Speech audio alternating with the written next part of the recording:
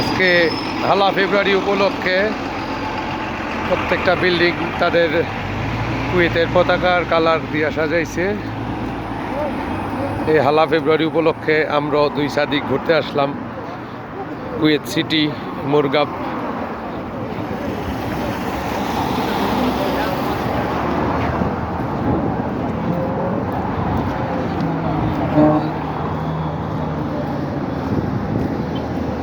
সাদিক শীতের পোশাক পরে রয়েছে, শীতে হাত পকেটে ঢুকাই লেছে।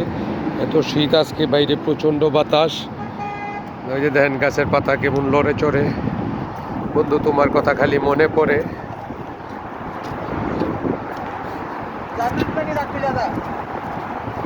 ঠিক আছে, আর আমি একটু হইলাম